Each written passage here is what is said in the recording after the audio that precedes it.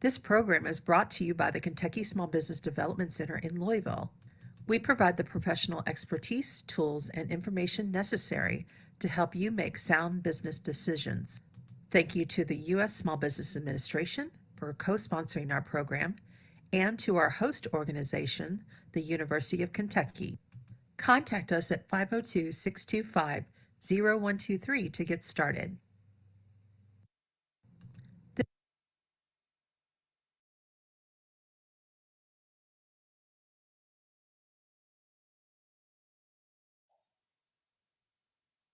Hello, everyone, and welcome to another Toolkit Tuesday. I'm Janet Flaw with the Small Business Development Center in Louisville, filling in for Dave today. Glad you could join us, and we want to start out by having you check out the chat feature. If you do not see that tool bar at the bottom of your screen or at the side of your phone, you might have to move your mouse or touch your screen and just look for the chat feature. And if you would go there and just share with us your name and where you're joining us from today, I'm going to say hello to everyone myself just to get started. So here we are. Hi, Kathy. Kathy joining us from Louisville. Colleen and Anita from Bullet Chamber. Hi, Anita. How are you doing? Our presenter, JC Phelps, he's telling everyone hello as well. Yep, Shada and from Kim from Boise. Great, everyone. That's great. You found that. You'll be able to use that throughout the day today to ask any questions. We'll address those at the end of the presentation. We also will have a survey that will pop up as you close out of the presentation at the end of today as well. So if you'll take a moment, I think there's like 5 questions asking how we did today. So without further ado, I'm going to welcome our guest presenter, who is actually part of the family, JC Phelps. Good morning or good afternoon, JC. How are you? I am great. Janet, thanks for having me. Glad to be here. I'm glad you're here as well. JC is actually has a new role within the Kentucky Small Business Development Center network. He is moving into a position as the training coordinator out of our state office. And we've enjoyed having JC both in person and on our webinars in the mostly the past 6 months or so. So we hope to see more of him. And so, JC, I'm just going to turn it over to you as we start to talk about how we leverage YouTube for small businesses. So I'm going to step back. I'll see you in a few minutes. Absolutely. Hi, everyone. I'm going to go ahead and share my screen. And as I start the slideshow, can someone confirm to me in the chat that you all are seeing the presentation just before we get started? Just to make sure we're all good. Okay, thank you so much. I'm excited to be here. I love working with our Louisville Center. Again, as Janet said, the chat is open for you, and I would love to answer any questions that you may have at the end. And I also want to remind one of your promises here at the SBDC is sometimes, you don't know every single answer, and I hope to have the majority of them for you. But if I don't, my promise to you is I will find the answer for you. That's what we're here for. We're here to be of resource for you. So let's go ahead and get started. I usually read over this, but we have gone over this in the video, which I love that the Louisville Center has that, but we are statewide.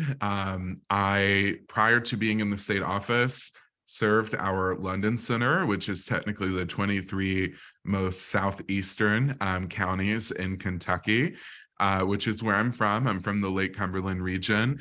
But as you can see here, I know most of you all are in Louisville. I also live in Louisville part-time. So I split my time between there and Southern Kentucky. I think I saw some Corbin and maybe a few others too. So I have lots of my regional peeps on this call, and that's great. I'm so happy you all are here. This is a new training, which is so exciting. I train a lot on social media and other digital marketing processes because I'm a digital marketer by trade. That's what I do, but never here at the SBDC minus just an overall strategy, nothing super micro level. Have I trained on YouTube? And this is really exciting because While it is not the platform I use the most in my own business, I'll be honest, I do use it some. Um, it's my favorite platform. So you may think that's an interesting juxtaposition, and it most certainly is, right? So we're going to talk about several things, considerations, content strategies, how you would optimize.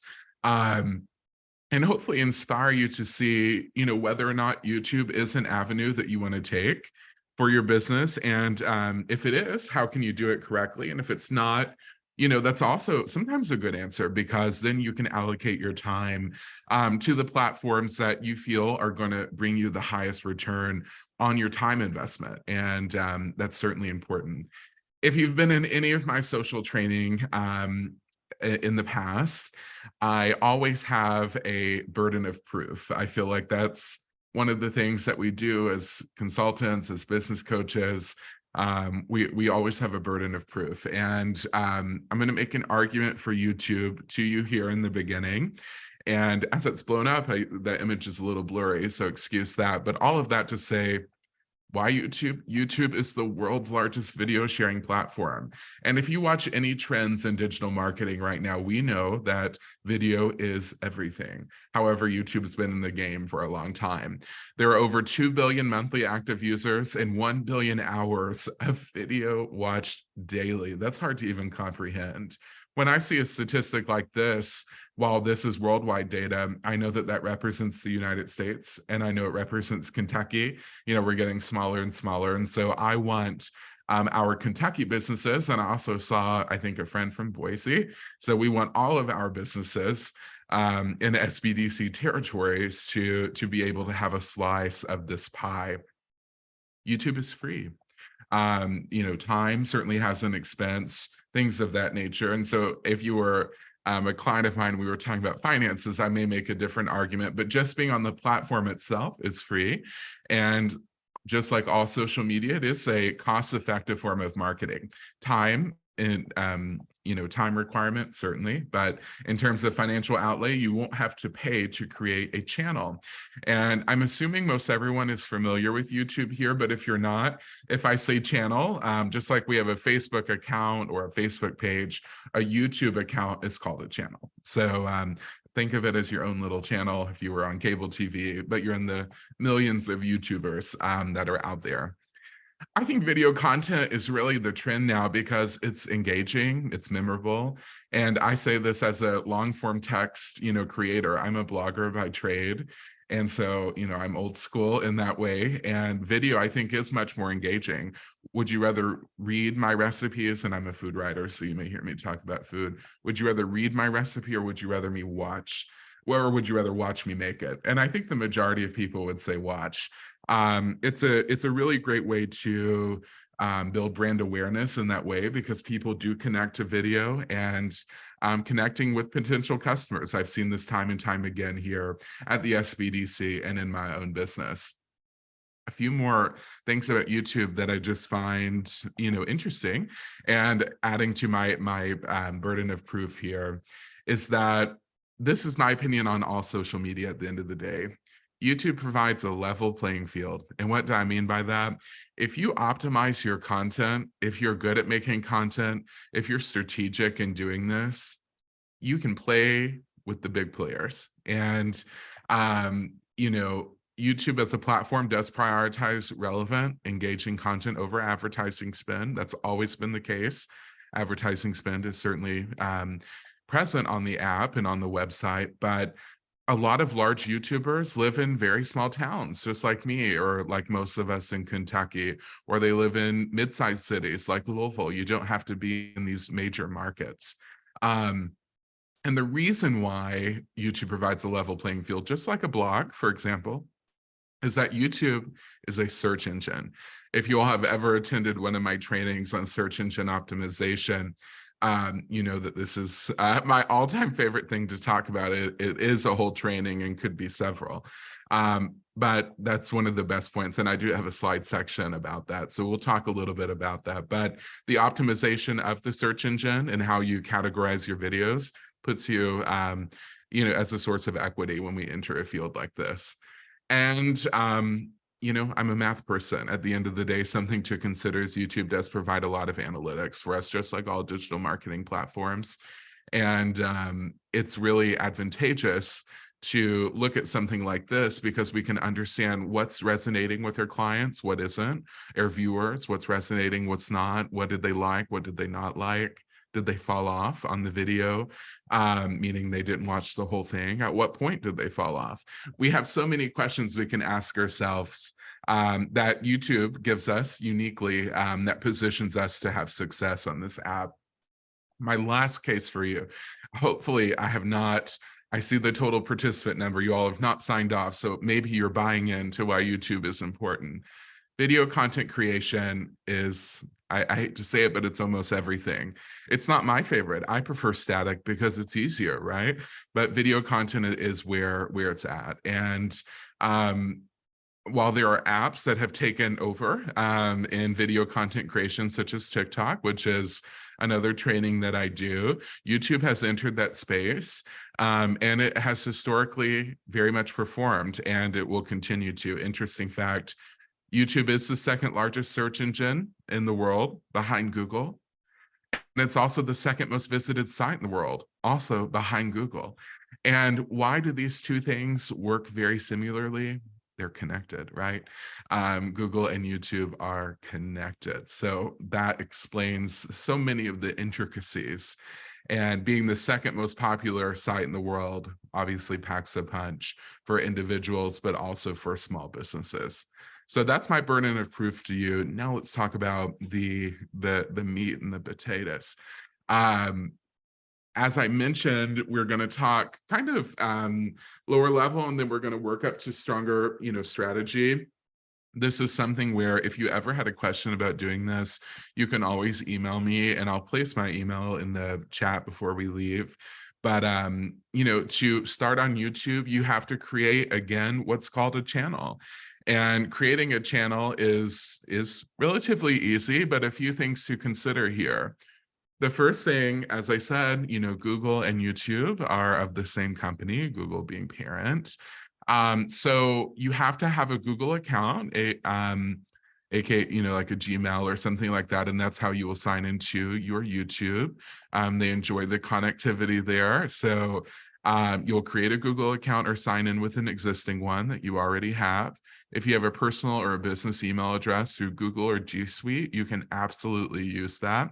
If you only have a personal and say your business email is through somewhere else, you could create an email address just to host your YouTube account and use the free version. You wouldn't even have to use Business Suite. When you're on YouTube, at the very top, you've logged in, username, password, you would press create a channel in the top right corner. And something I want to build off all of these because that's the thing about marketers. We overanalyze everything. Choosing a channel name that reflects your business brand is easy to remember. If you are a what I would call a very small business, as many of us are, maybe it's just you, right? Maybe you're a solo entrepreneur. There are times where it's more advantageous to brand your channel as yourself, as opposed to the name of your business, if you feel that that has a larger opportunity to scale. And I can make that argument several times over for different types of businesses.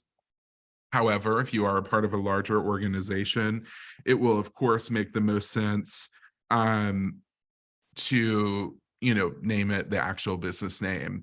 I say that because this is important. The average individual can typically scale a business platform or a social media platform faster than a business can, right? Because business innately is harder to, connect interest to with a consumer. And I say that because the consumers don't always like to feel like they're being sold to, right? But small businesses, on the other hand, individuals, on the other hand, there tends to be a better connectivity there. And then you integrate the business with that. So it depends on the structure of your business there. There are some ways you have to use the business, but there are other ways that I think you could individually brand. You need to have engaging profile photo, right, of you, if you're an individual, something to do with the business. Maybe it's your logo. And channel art. Channel art is a very small rectangular bar at the top. It's what people see at the very top when they visit your channel. And this should, maybe have your social, a graphic, and it maybe has your social links, as a text graphic on top of it. Maybe it's a photo of you, a photo of your product, but it is quite skinny. So you're going to have to play with it. And that's kind of a trial basis. But these are the first parts to optimizing the channel, just like any other platform. You're going to want to add a channel description. And if you're not familiar with SEO, again, different training, and I'm sure with my friends in Louisville, with Janet and Dave and everyone, I will train SEO again. That would be a great training to go to if you ever want to go down this path, because while that training is meant for websites, YouTube works very much the same. So for example, I won't go too deep into this, but if you are trying to have a channel description with keywords, think about, what do people actually type in to find a video like you? So if you were a consumer and you were hoping to find that video that you're producing, what would you type in, right? That's a great way to start the keyword and the channel description process. So as a food writer, I always write Southern recipes, right? Because that's one of the things that I rank for in my business. Maybe you're, teaching people how to do X. How to is a great YouTube strategy. So not just describing your business, it's important to think about search engine optimization here. Always link out to your web and your socials and all of these fun things. And I have a point here again to add the keywords, always important.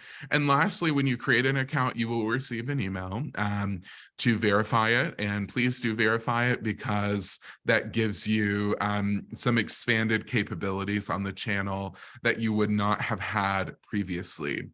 Now, I've mentioned TikTok and Instagram Reels, very similar, right? Short form video is the trend now. YouTube historically, and I think will always be, a long form platform. However, short form is very much on the app these days. This is what short form looks like. If you are on TikTok, or if you are on Instagram Reels, or if you use the YouTube app, you're probably going to see some of these things. But these are videos that are much shorter and often shot in vertical, whereas most YouTube videos that are long form are shot horizontally. Something to keep in mind that fits the screen much better. So a different aspect ratio there, whether it's vertical or horizontal. And if you are creating short form videos on other apps, TikTok, Instagram for your business, for example, the easiest way to get started on YouTube is to put those same videos into YouTube Shorts. You've already made the asset, right? So I think that's the easiest way to dive into the YouTube arena, because it is dense and it can be hard. But many of you all are probably already creating short form video for your other platforms. Go ahead and upload it. I think that is a great idea. What do we mean when we say long form and short form? Long form video on YouTube, this is general guidance, but I'm going to make an argument against it here in a few seconds, is about 10 minutes. That's what a lot of people say an optimal YouTube video is. Sometimes it's over, sometimes it's less. YouTube Shorts are under 60 seconds. The average YouTube creator, if you watch like a large influencer, a large creator, you're going to notice their videos are over 10 minutes. And that's largely because it makes it more monetizable. And we will talk about that later. This is what I will say, though, as a business. Video has fall off, just like all things. And my sub point here, content length optimization, value versus timing. If you're just adding fluff into a video to make it 10 minutes, I don't think it's worth it, right? Every second that you are putting into that video should build up the brand, should have some sort of value, whether it's just engaging and funny, or maybe it's informative, or there's the call to action. If you're making your videos long just to make them long, or just because they say to, the people will not make it all the way through, because it's not going to be an engaging video. Maybe your call to action's at the end. So just because you're beefing up this video, people are going to click off and they're not going to get to hear what you want to tell them to do, right? So while yes, 10 minutes is kind of an industry standard on YouTube, if you can do that, perfect. If you can't, don't worry if the video is 3, 4, 5, 6 minutes. That's just fine, because at the end of the day, optimization is one thing, but consumer experience is equally, if not more important. Okay. So it's always the balancing of these two things. So don't stress over that 10-minute mark, because that's intimidating. And speaking of the intimidation, I think why a lot of small businesses and even creators don't enter the YouTube world is that video is harder than static. We all know that, right? And long form video is harder than short form video because you have more time invested. And so YouTube often has one of the biggest barriers to entry. I will argue that that's an opportunity, because a lot of people don't dive into the YouTube world, or they don't do it well, or they don't do it right. And so if you do approach it correctly, I think it's a platform that you can penetrate and gain some traction on for your business. Long form videos, these ones that are minutes long, are great for educational content. If you have a product demo, you're interviewing. Shorts, on the other hand, are quick. They're less than 60 seconds, and sometimes really short, sometimes 15, you know? So maybe it's behind the scenes footage. Maybe it's something fun and engaging that shows them an insight to your brand or business. Maybe it's a sneak peek. Maybe it's a really short demo, things like that nature. However, whether you're creating long form or shorts, or preferably both, if you really wanted to impress me, both, at the end of the day, we have to consider the audience preference. What are the trends? YouTube wants shorts to grow right now, so I think shorts is a great thing to do. But historically, it's always been long form, so I wouldn't forget about that. And the content that you want to share and that you're able to share. Again, I think shorts are easier to start with. However, moving into the long form, I think, should be a goal. Something else I want to argue here is that the analytic point I made earlier very much points here. If your long form videos don't take off, right, but your shorts are doing really well, make shorts. And if you're doing shorts and the long form is knocking it out of the park, invest your time and resources there. That's an analytic or a data-driven decision, okay? The last thing I want to say is that long form videos sometimes take time to take off. And what do I mean by that? YouTube is a search engine again. And if you know anything about search engine marketing, you know that you don't just get to the top page, or you don't become a recommended piece of content overnight. It takes time, sometimes months. I have my most popular video is several years old and has thousands of views, but when it was first uploaded, it did not do that great. But over time, it's done better and better and better. So let your content stay on there, let it ruminate. It will continue to get views. Old content on YouTube still performs, which is one of my favorite parts of the platform. On social media, content dies, you know, by and large, on Facebook, on Instagram, unless it's something that's viral and is being shared all the time. But guess what? The stuff that's shared most of the time are videos. So, you know, maybe there's a trend there to say. Looking at some video strategy, long form videos, again, please keep them engaging. People will drop off, absolutely.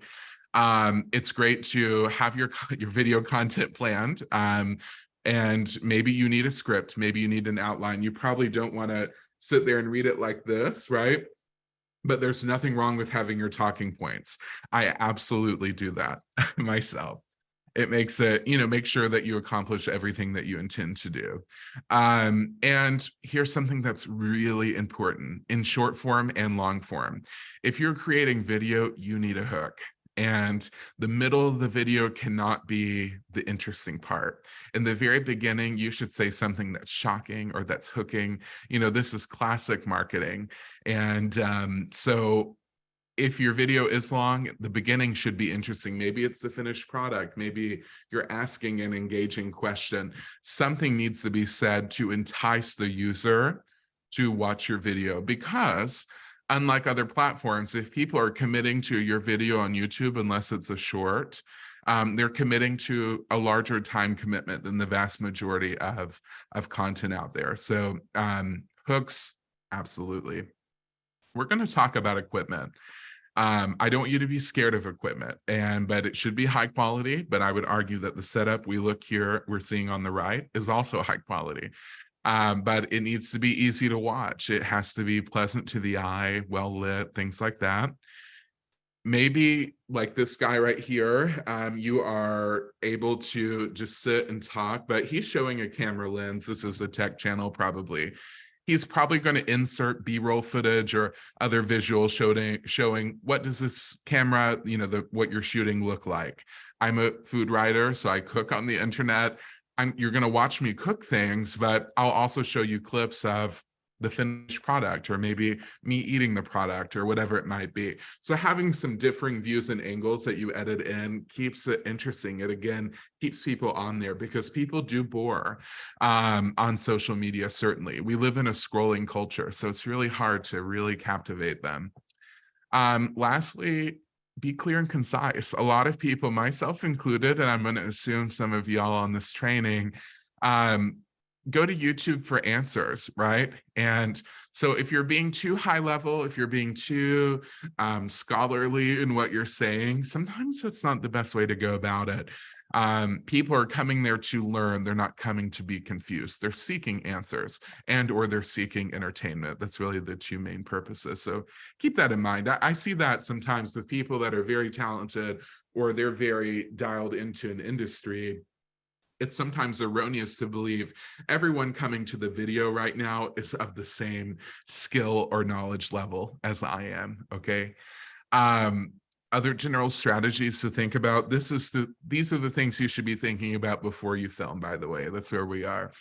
Encouraging viewers to engage with your content by asking questions, being interactive. You do that before, right? That should be in your script planning.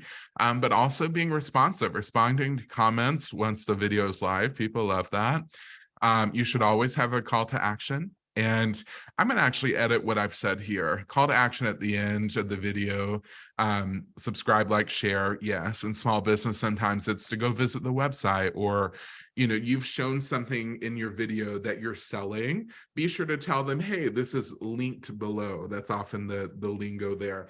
And what I would also edit to say is that your call to action should probably be sprinkled amongst the video, because again, someone may not make it to the end. So if I'm showing you, I'm in the kitchen and I'm chopping with a knife, I could say the knife is linked, below if you're interested. It doesn't have to be a huge, big sales pitch, but it keeps it engaging and also provides value.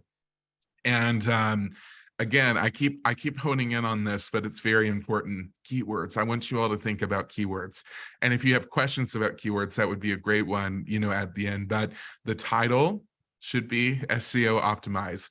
It shouldn't just be a random title that wouldn't come up from a search. You need to think, what does this piece of content exist for, right? Is it to solve an issue, to teach you how to do something? So then an optimized title might be how to make Southern pimento cheese, whatever it may be. That's a example in my world, but we can make it your own. That's in the title, that's in the description. YouTube descriptions are nice and long. You have all of the space to talk. It's so wonderful, right? So having your descriptions optimized, important. If you're going to link, if you're selling something, which most of you all probably are, whether it's brand recognition or a product, link out to your main platforms. If you've mentioned something specific, say you're a boutique, whatever it may be, that cardigan should be linked below for your video, so they can see what they like on the video and make it very easy for them to go buy. I have two assumptions in marketing. Many of you all have maybe heard this if you've trained with me before. The first one's that social media is free to be on, but it's cheap to be good at.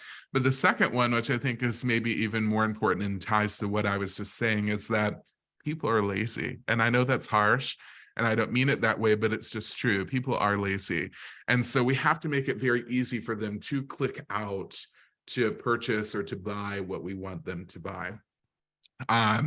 So link out to your socials, many things to include in the descriptions. YouTube SEO, we've been talking about this. The first thing you need to do before you upload, we see here this gentleman is editing a video of his, rename the file. Okay, naming is very important in social media. So rename the file, maybe what you would name the video itself. So I have an example here, how to, and then dot, dot, dot. Say that was the name of the video. Um, have that be the file name before you even upload it to the YouTube platform. That's step one. And I want to point out something here. You see a hyphen. Hyphens in titling, whether it be images for your website, for SEO, YouTube videos, whatever it may be, hyphens delineate spaces.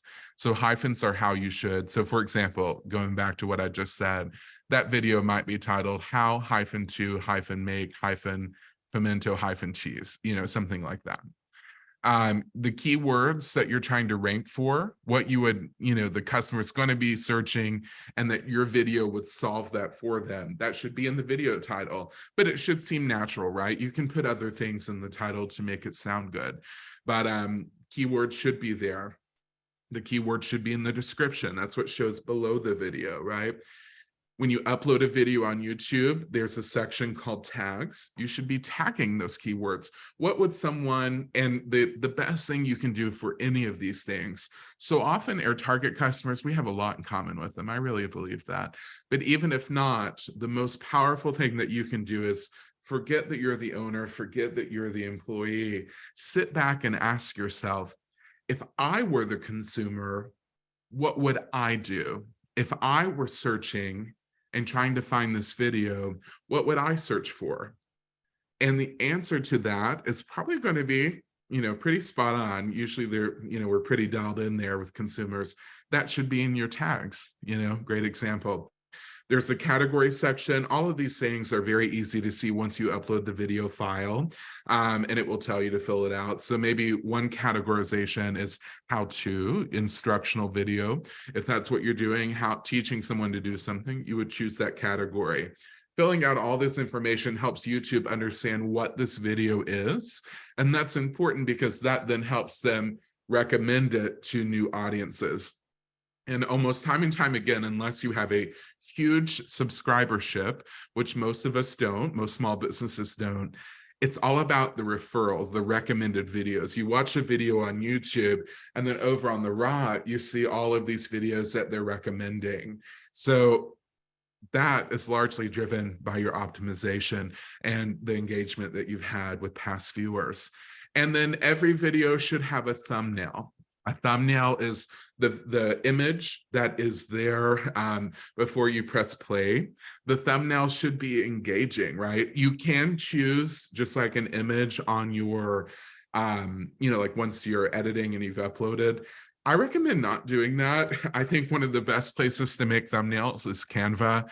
Canva is free. There is a free version, but you can look up YouTube thumbnail templates. Thumbnails typically have images and text, and that's what the other one can't do. So for example, looking here at this one, if this gentleman made this his thumbnail, like I see, it's kind of moody, this guy sitting here talking, but I really have no idea, minus what the title would say, what the video is. If he took that photo and put it into a template, very easy to do on Canva, and uploaded something, and it may say, my story about blah, blah, blah, or, that this kind of looks like a personal experience blog. Maybe it's Canon such and such camera review. Maybe it's how to make X. I would expect to see that on the thumbnail. So again, thumbnail, a piece of YouTube jargon, that is just we've all seen them on the platform. It's what you see as the image for the video before you watch the video. And it is an image, it's not a video form. But Canva is so fantastic. They have so many built-in templates. I've made every single one of mine on there that I've ever done. So content strategy. YouTube in and of itself is there to build awareness. And a lot of individuals do this, but they do this oftentimes for individual, means or individual desires. Small businesses can approach it the exact same way, right? It can be a way to generate leads and sales. You can do this. Maybe it's a product demo, and then you're linking and showing that, hey, in fact, I sell this. Maybe it's a tutorial, maybe you're including some sort of testimonial. There are many ways to integrate content, and you have more time to do so because this is longer form.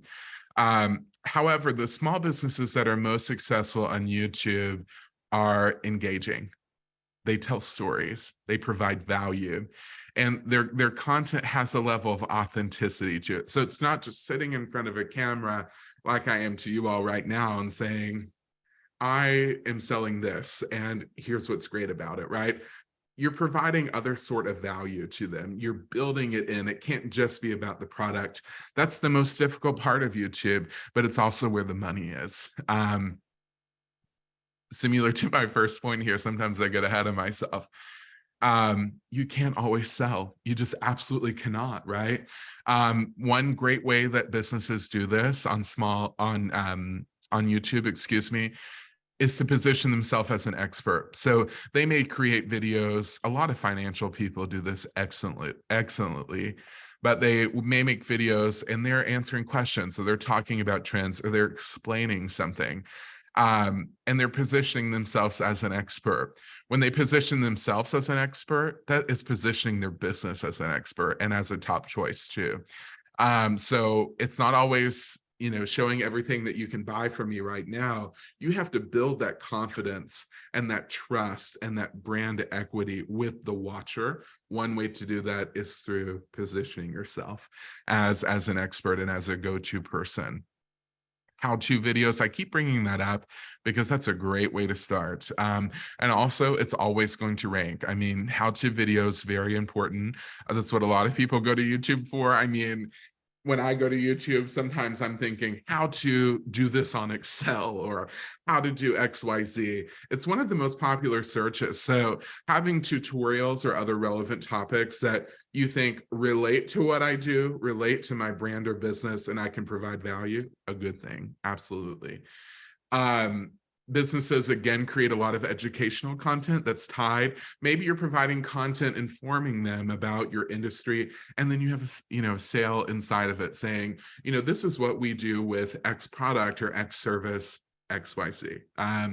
So some real estate agents, do their house tours, or they're teaching you about loans or providing financing information, but they're also going to tell you they're an agent with such and such realty or such and such brokerage.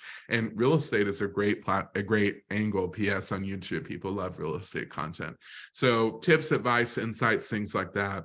And the other thing you can do with content, maybe influencer marketing is the industry I work in. You work with influencers or other businesses. Partnerships are out there for sure. Equipment needs. Okay, so the camera I shoot with on the blog, it's this big rig. You don't have to have that, right? So if you have the budget and you have the skill to use it, sure, you can use a great big camera. However, there are great small cameras, but iPhones, a lot of YouTubers just use their iPhone. Great quality. The new phones are so much better than they used to be. So don't worry about not having a camera like this gentleman has. A smartphone certainly works. A tripod is something also very important, right? He's holding one.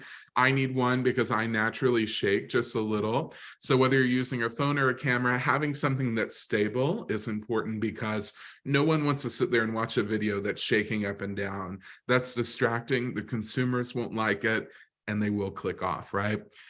If you are, depending on, I would test your camera quality, I would test your phone, but sometimes it's needed to use external microphones. I have external mics for my smartphone that I clip right here, but also like on my camera, if you look at the very top, that's an external mic as well.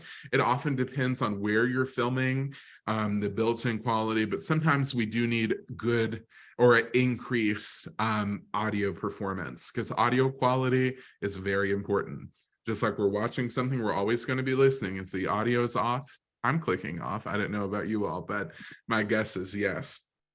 Other equipment needs lighting. Okay, so if you are filming in a really dimly lit place, you may need some box lights. You can get those on Amazon. They're not expensive. However, my favorite form of lighting, none of my content do I use artificial lights. Well, you can't see this window. I'll point to my bow window back here. I use natural light. Natural light is wonderful. So think about where you're filming. Are you going to need artificial light, which is harder to use? I wouldn't recommend that in the beginning. Or are you going to use natural? Natural to me always looks better. Editing videos, you then oftentimes have mini clips, or you have things you want to, clip out, you're editing. You're going to need an editing software. A lot of YouTubers use paid ones like Adobe Premiere, Final Cut Pro. However, if you're just starting, my recommendation, unless you have a comfort level with technology or something like this, use the one that's embedded on your computer. It's a great place to start because we all have to learn. So if you have a Mac, for example, there's iMovie. The PC version, I haven't used the PC in almost 20 years. Someone can probably see on there, is it like Windows Media Player? I'm not sure what it is, but every computer typically has some sort of built-in, or there are websites you can use for small subscription fees if you don't have a full software. But start with what's free, because I never want someone to expend money if they don't have to, or if they aren't ready. I believe in being frugal there. You're going to need a computer, of course, right? I mean, technically, if you filmed everything on your iPhone and you edited the video on your iPhone, you could upload to the YouTube app, which would be just like, the desktop from your iPhone. So could you do it on here? Yes. Do I think it's harder for YouTube than any other platform to do that? I do, because oftentimes we are editing in a software that's far above what we may find here. Something to keep in mind, though. And last thing I want to mention is storage. Video files, if you've never dealt with them too much, they are ginormous and they can really slow a computer down, right? So if you're going to be filming video and putting it on YouTube, an external hard drive or a level of cloud storage, if that's how you prefer to do it, is a good thing, because it will slow your computer down, that I promise you. I wanted to throw this in. It's a question I get sometimes about YouTube, and it is interesting. YouTube monetization. Can you make money off YouTube as a business, even though you're promoting your business? Yes. Okay. They were actually the first ones to do this. Now other platforms have, and actually have announced they may be leaving this field, but there is something called the YouTube Partner Program.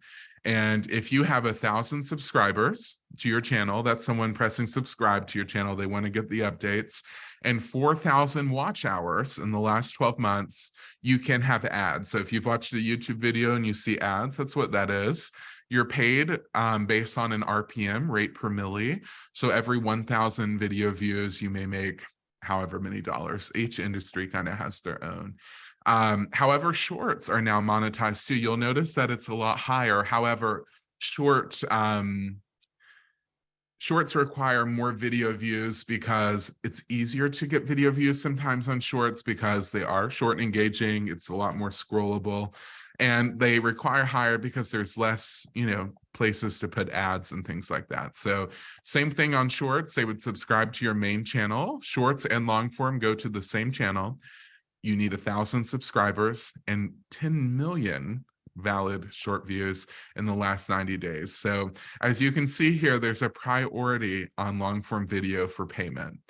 Will this change? I foresee that happening, actually.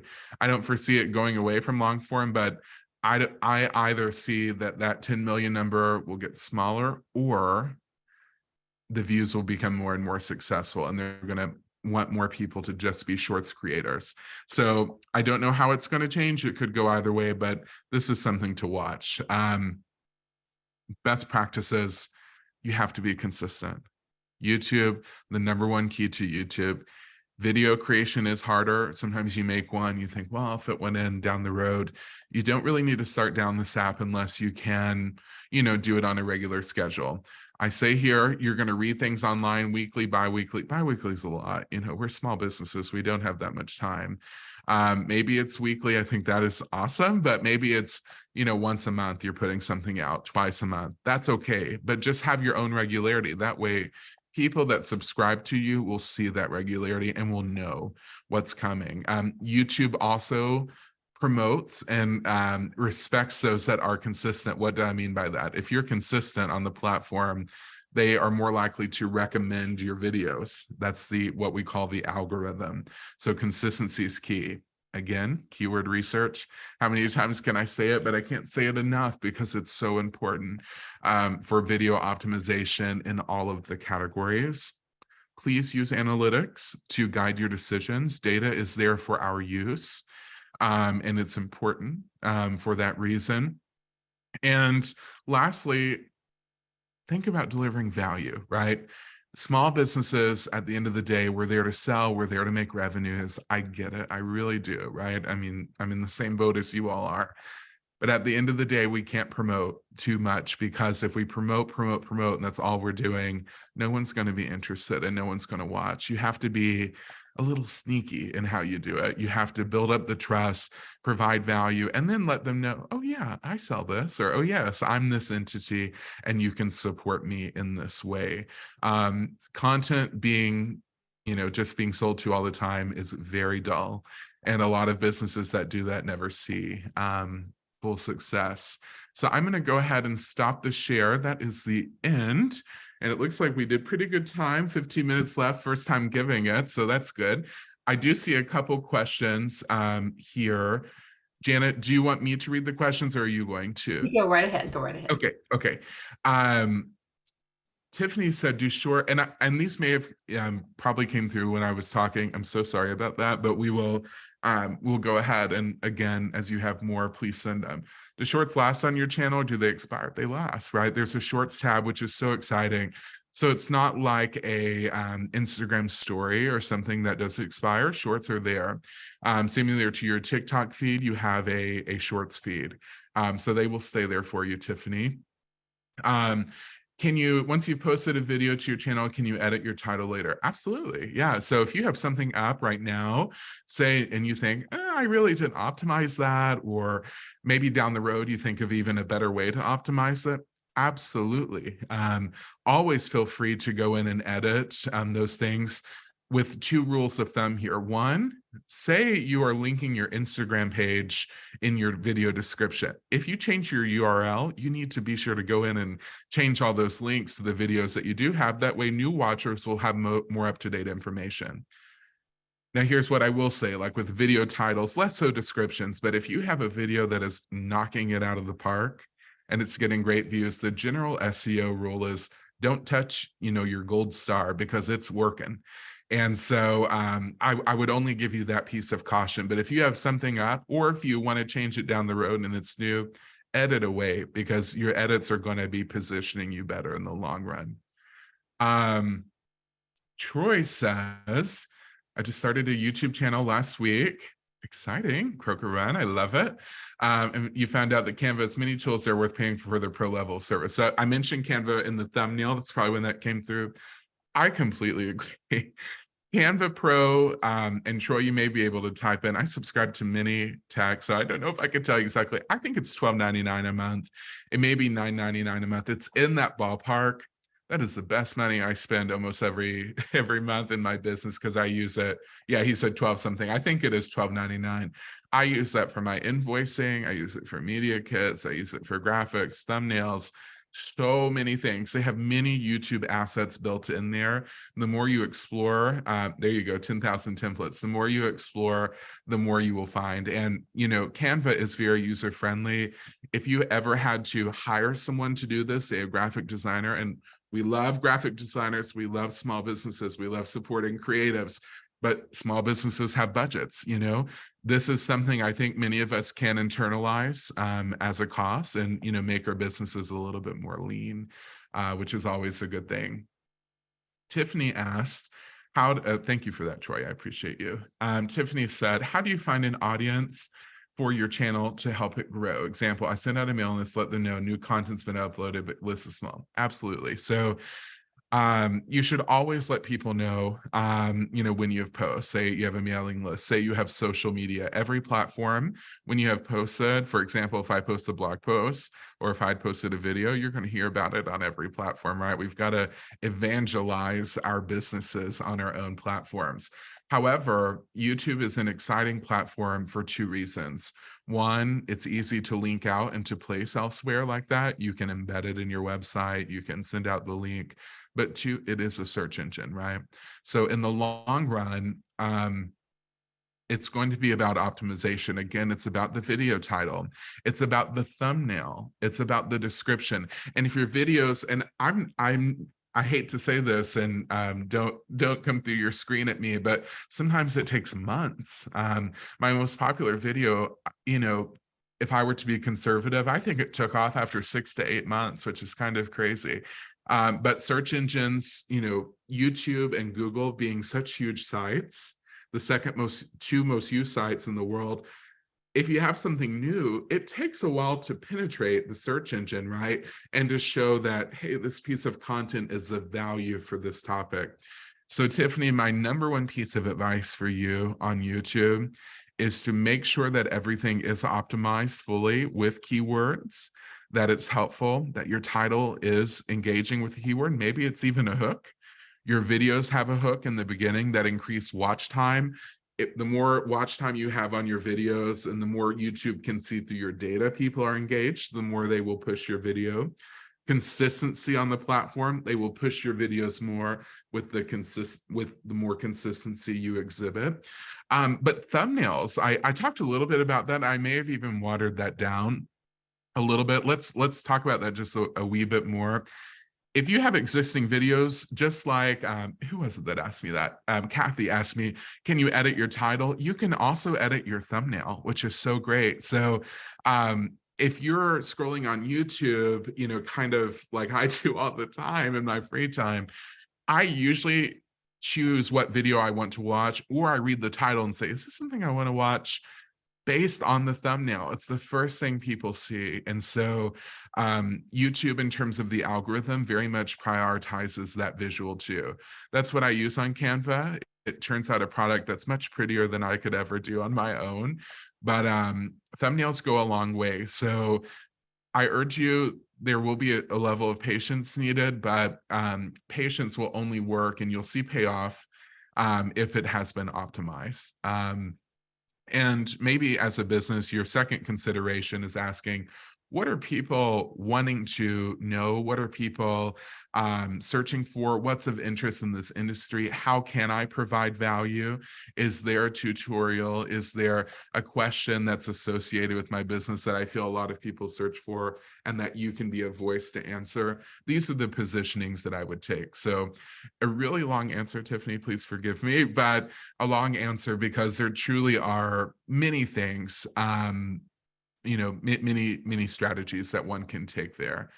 I think a question here. Well, I share my YouTube. Sure. YouTube, again, is not my main platform. So let me tell you all a secret. So you can search JC Phelps or JCP Eats and you can find, I mostly use YouTube publicly to host like videos from like TV or something I'm embedding. But in my creating what I do, I work with a lot of brands, not here at the SBDC, but food brands, national, like Kroger and different food things, to create video content that they embed in their videos. So I'm actually more of a behind the scenes YouTube creator than I am a front facing. I'm more front facing on the other socials.